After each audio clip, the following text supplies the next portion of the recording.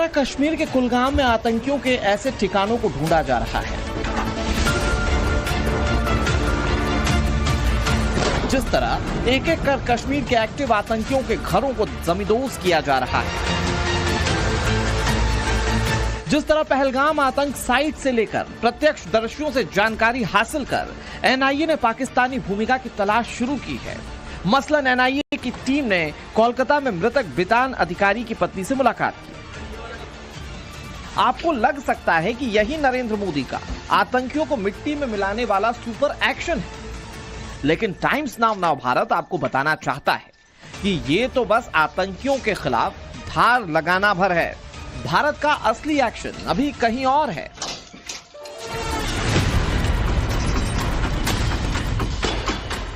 जान लीजिए, असली एक्शन अभी रणनीति की टेबल पर है। रविवार को पावर कॉरिडोर में दो बेहद खास मुलाकातें हुई हैं। एक मुलाकात राजनाथ सिंह के घर पर हुई, तो दूसरी मुलाकात केंद्रीय गृह मंत्रालय में। रविवार को सीडीएस जनरल अनिल चौहान की रक्षा मंत्री राजनाथ सिंह से उनके आवास पर मुलाकात हुई। बैठक आधे घंटे तक चली, जिसमें एलओसी के एक्शन और सेनाओं की सामरिक योजनाओं पर चर्चा हुई। इससे पहले शनिवार को राजनाथ सिंह ने पहलगाम अटैक के बाद कश्मीर का रिव्यू करके लौटे सेना प्रमुख जनरल उपेंद्र द्विवेदी के साथ बैठक की थी। भारत अगर सैन्य विकल्पों के साथ आगे बढ़ता है तो तीनों सेनाओं के बीच बेहतर तालमेल के थिएटर कमांड के रोल में सीडीएस की भूमिका अहम हो सकती है। रक्षा मंत्री राजनाथ सिंह के घर पे सीडीएस अनिल चौहान पहुंचे और उन दोनों के बीच में दोपहर बाद मीटिंग हुई, चर्चा हुई। इसके बाद अब शाम में रक्षा मंत्री प्रधानमंत्री नरेंद्र मोदी के घर पर पहुंचे हैं, जहां दोनों के बीच में मीटिंग हो रही है और इस पूरे प्रकरण पे बातचीत हो रही है। अहम मुलाकातों के बीच ये भी जान लीजिए कि चाहे जम्मू कश्मीर बेस्ड सेना की उत्तरी कमान हो या पंजाब राजस्थान समेत पाकिस्तान से सटी भारत की पश्चिमी सीमा की निगहबानी करने वाला सेना का पश्चिमी कमान पूरी तरह युद्ध के लिए तैयार ये नजर आ रहे हैं। सेना के पश्चिमी कमान में तैनात वज्र कोर का ये युद्धाभ्यास इसकी गवाही दे रहा है। सर्जिकल कुशलता और अचूक तालमेल के साथ ये आर्टिलरी एक्सरसाइज भारत की सैन्य क्षमता का परिचय दे रही है।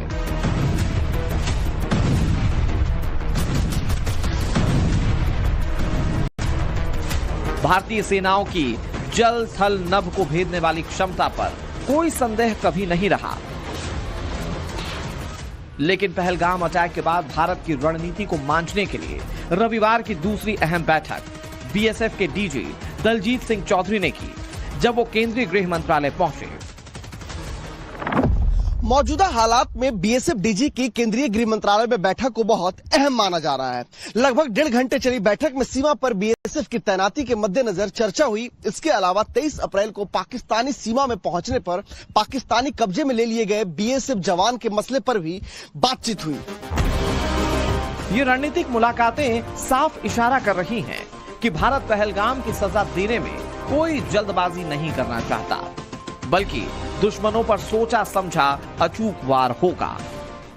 लेकिन भारत ने अब भी कॉम्बिंग, सर्च और आतंकियों के घर की बॉम्बिंग जैसे बड़े कदम उठाए हैं, तो कई चेहरे खुद बेनकाब हो रहे हैं। आतंकियों के घर को जमींदोज करने के एक्शन पर मीरवाइज उमर फारूक से लेकर महबूबा मुफ्ती को दर्द हुआ। जमाते इस्लामी के मुताबिक इस अभियान से पैनिक मच गया है। आज जो हम कश्मीर में देख रहे हैं कि जो हालात, उसके बाद जो प्रोसेस चलाया गया, उसके बाद हमें लगता है कि हमें उस चीज की भी मजम्मत करनी चाहिए जो हो रहा है। हम विनती करते हैं, गुजारिश करते हैं प्राइम मिनिस्टर से, होम मिनिस्टर से और एलजी एडमिनिस्ट्रेशन से कि इन धमाकों से वो इलाके सहम गए हैं। उन धमाकों से वो जो वहाँ की औरतें हैं, वहाँ के बूढ़े हैं, वहाँ के बच्चे हैं, डर के मारे सहम चुके हैं। तो हम विनती करते हैं कि इस प्रोसेस को रोका जाए।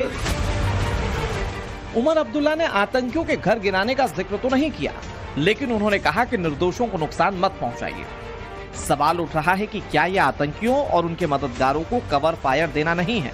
इस बीच पाकिस्तान के साथ अमन का तमाशा करने के लिए मशहूर मणिशंकर अय्यर तो पहलगाम हमले को विभाजन का अनसुलझा सवाल बता गए। But the fact is that partition happened, and till today we are living with the consequences of that partition. Is this how we should be living?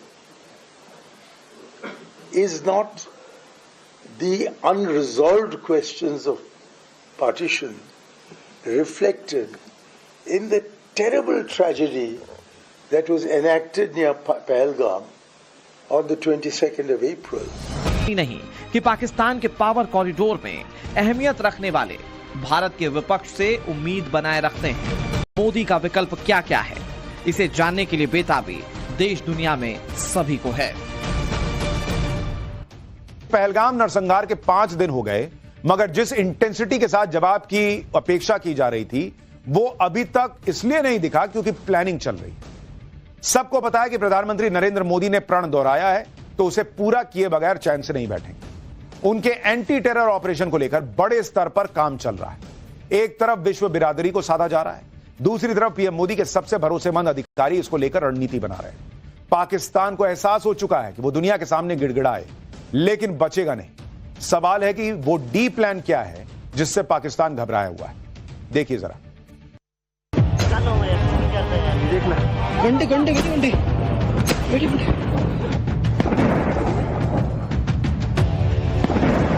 नया भारत किसी को छेड़ता नहीं, लेकिन अगर किसी ने छेड़ा है तब उसको छोड़ेगा भी नहीं। किसी पे क्या हुआ है? हमारा धर्म है आतताइयों से मारना खाना, गुंडागर्दी वालों को सबक सिखाना, ये भी हमारा धर्म है। The time for words is over and the time for action is now.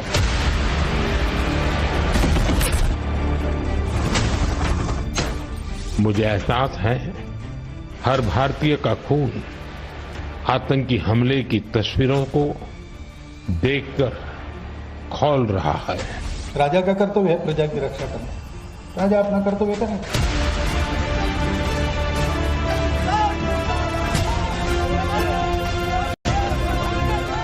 And we want the strongest response to the Pakistani military and administration. पीड़ित परिवारों को फिर भरोसा देता हूं, उन्हें न्याय मिलेगा, न्याय मिलकर रहेगा। पहलगाम को लहूलुहान करने वाले पिशाचों और उनके पालकों के समूल नाश की जब विध्वंसक पटकथा लिखी जा रही है, जब आतंकिस्तान को इंच इंच ध्वस्त करने वाली फुल प्रूफ स्ट्रेटजी बन रही है, प्रधानमंत्री नरेंद्र मोदी की प्रतिशोध वाली प्रतिज्ञा की पूर्णता के लिए जब पिछले 5 रोज से महीन और सटीक रणनीति बन रही है, जब शत्रुओं की छाती पर अपेक्षा से ज्यादा मारक क्षमता वाले बारूदी प्रहार करने की तैयारी चल रही है, धर्म और अधर्म के इस युद्ध में जब प्रचंड दंड निर्धारित किया जा रहा है, जब सरहद से लेकर लुटियंस में पावर सेंटर तक हलचल तेज है, जब रेड फाइल पर डेथ वारंट साइन किया जा चुका है, तब बेहिसाब तीव्रता से पलटवार करने वाली रणनीति बनाने वालों के सेंटर में खड़ा है ये शख्स जो एंटी टेरर ऑपरेशन का मास्टरमाइंड है, जो असंभव को संभव करने के लिए विश्व विख्यात है, जो हिंद पर नापाक नजर रखने वालों का काल है, जिसका नाम अजीत डोभाल है। पाकिस्तान किसी भी न्यूक्लियर वॉर में के बाद पाकिस्तान राष्ट्र नहीं रहेगा, भारत फिर भी रहेगा। We, if you are with a defensive offense, we will see where the balance of equilibrium is. When our core interests are involved, there is no question of peace at any cost.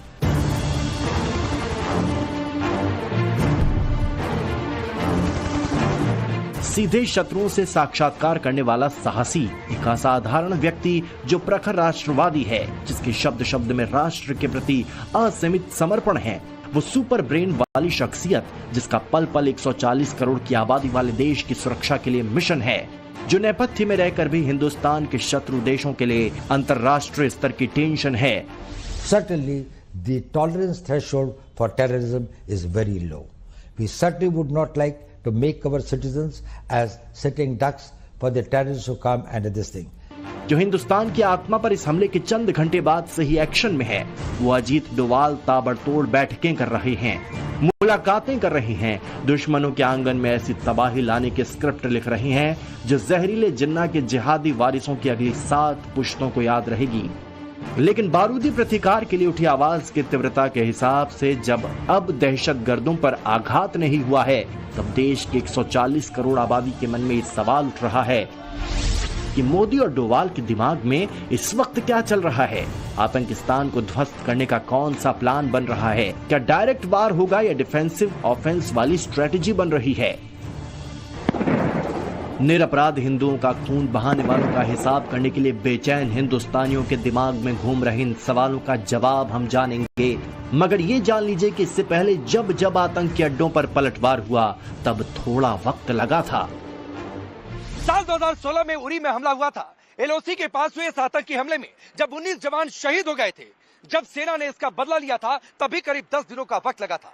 18 सितंबर को Uri attack हुआ था और 29 सितंबर को PoK में आतंकियों के launch pad पर surgical strike हुई थी। इसके बाद जब 2019 में पुलवामा हुआ था तो उसका प्रतिकार करने में एक दिन और ज्यादा लगा था। 14 फरवरी 2019 को सीआरपीएफ के काफिले पर आतंकी हमला हुआ था जिसमें 26 जवान शहीद हुए थे, लेकिन उसका बारूदी जवाब दिया था 26 फरवरी को। इस बार उससे भी ज्यादा इंटेंसिटी के साथ जवाब का प्रण लिया है प्रधानमंत्री ने। आतंकी हमले के बाद पहली दफा विश्व बिरादरी को चेताते हुए जवाब देने की शपथ ली है।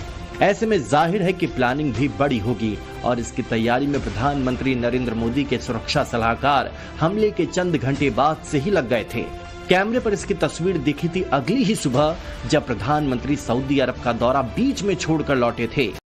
प्रधानमंत्री मोदी के उतरते हुए जिस आक्रामक अंदाज में अजीत डोवाल आगे बढ़े, उसमें उनका आक्रोश परिलक्षित हो रहा था। एयरपोर्ट पर ही हुई बैठक में वो प्रधानमंत्री मोदी के ठीक सामने बैठे हुए थे। उसी वक्त से रणनीति बननी शुरू हो गई थी। वहां से निकलने के कुछ घंटे बाद रक्षा मंत्री राजनाथ सिंह ने बैठक बुलाई थी। उसमें तीनों सेनाओं के अध्यक्ष के अलावा अजीत डोवाल भी मौजूद थे। वहां पर आगे की चर्चा हुई। फिर शाम होते होते प्रधानमंत्री मोदी की अध्यक्षता में सुरक्षा मामलों की कैबिनेट समिति की मीटिंग हुई तो वहां भी विदेश मंत्री एस जयशंकर के ठीक बगल में बैठे हुए थे अजीत डोवाल, जो उसके बाद भी लगातार प्रधानमंत्री मोदी से संपर्क में हैं, पल पल पर नजर रखे हुए हैं और उन आतंकियों के अंत की रणनीति बना रहे हैं जिनका खात्मा उनकी सोच और संकल्प का हिस्सा रहा है। We cannot have peace and war at the choice of our adversary. If we have to protect our interests, we will decide when and with whom and on what terms we will have peace. When our core interests are involved, there is no question of peace at any cost. There has got to be a peace. We want very good relations with our neighbors, Pakistan included.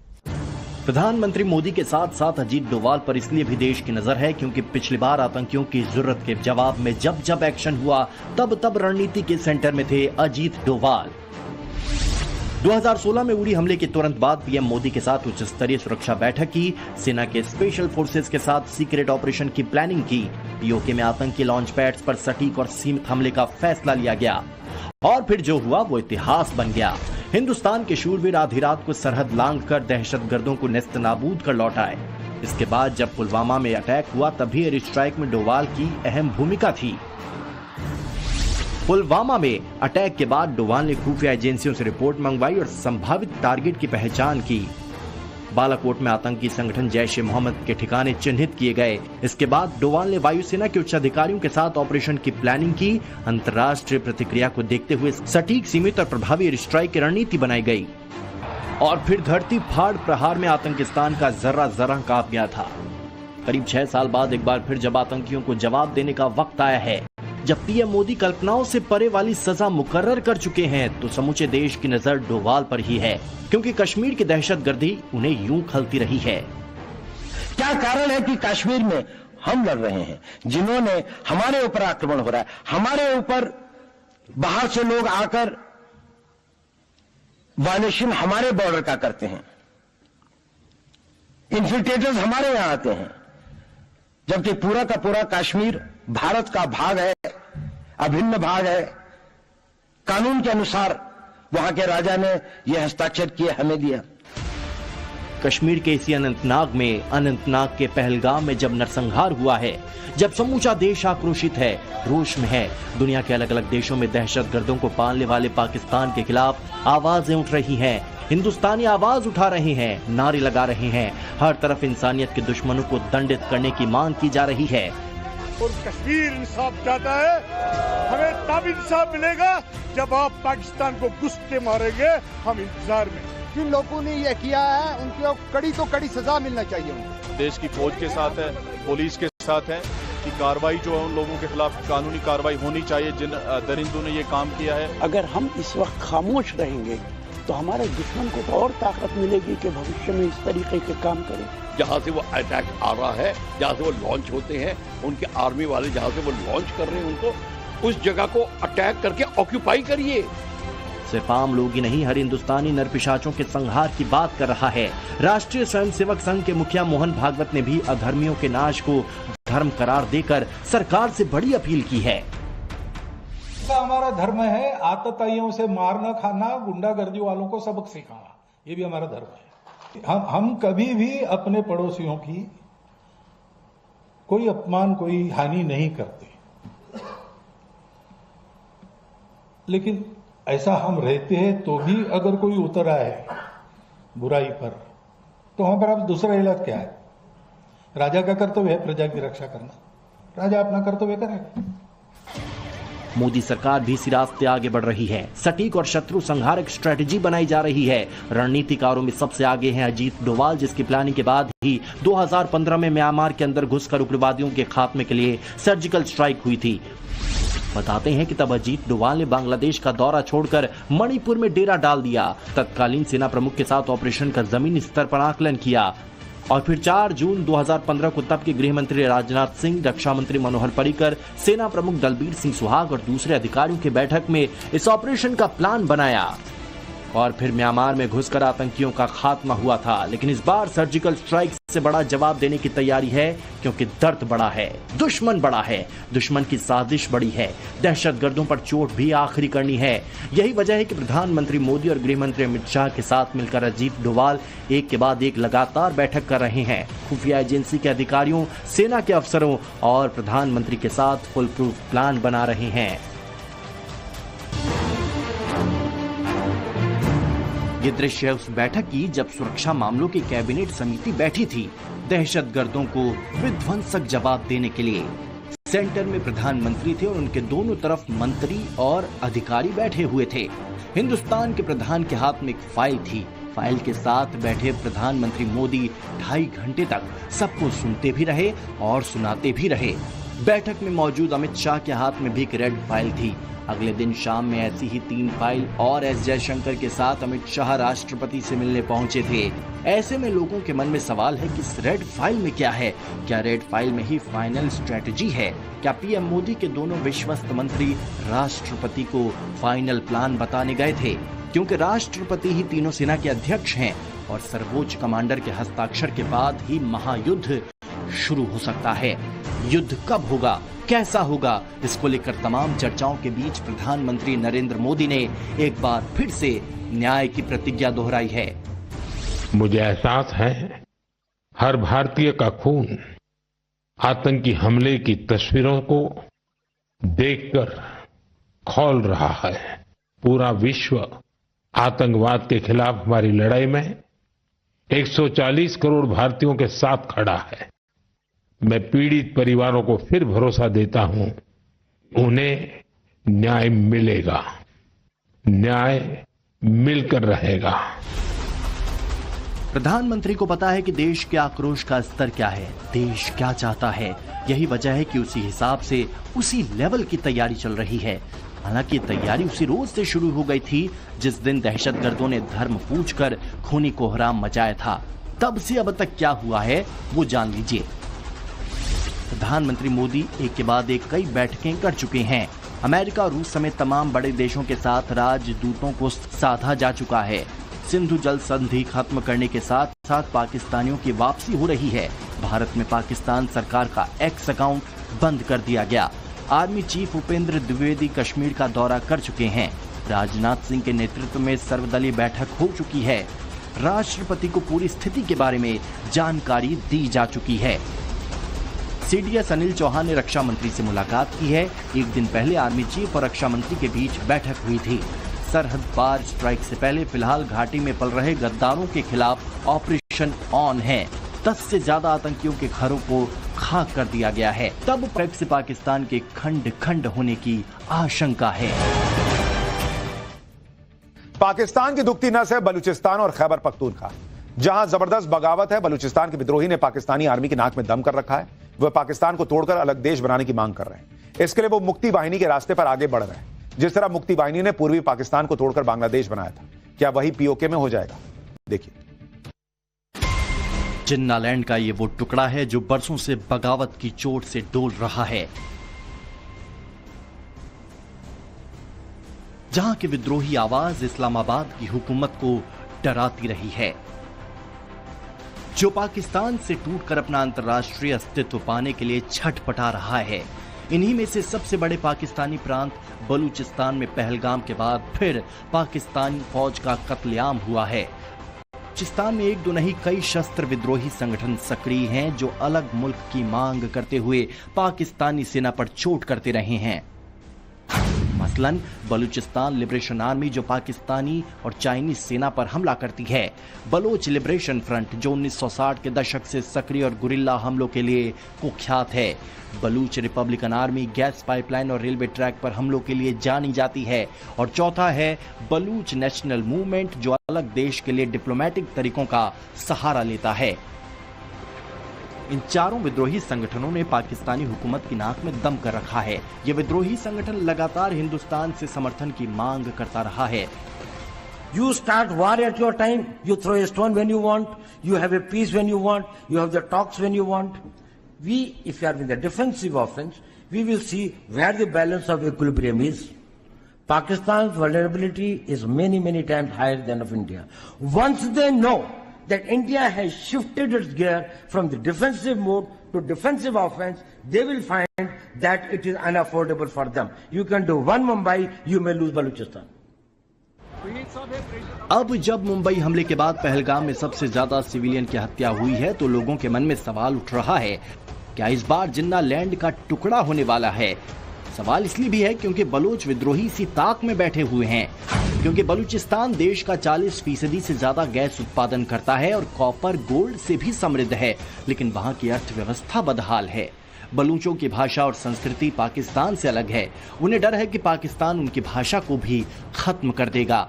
Balochistan सबसे बड़ा प्रांत होते हुए भी इस्लामाबाद की राजनीति और सेना में उनकी भागीदारी लगभग नगण्य है। बलूचों के साथ पाकिस्तानी आर्मी की बर्बरता आम है। ऐसे में मुमकिन है कि अगर भारत ने अटैक किया तो दूसरी ओर बलूचिस्तान की विद्रोही आर्मी भी जंग छेड़कर अलग राष्ट्र बना सकती है, जैसे 1971 में बांग्लादेश बना था। इसका डर वादी आंदोलन कम तीव्र है। अलग सिंध देश की मांग हो रही है। अजीत डोभाल ने जिस तरह भारत में आतंकी हमले का साइड इफेक्ट बलूचिस्तान बताया था, इसके बाद डोभाल के प्लान में इस बार बलूचिस्तान, पख्तूनिस्तान और सिंध भी तो नहीं है। क्या डोभाल के डिफेंसिव ऑफेंस में जिन्नालैंड बिखर तो नहीं जाएगा?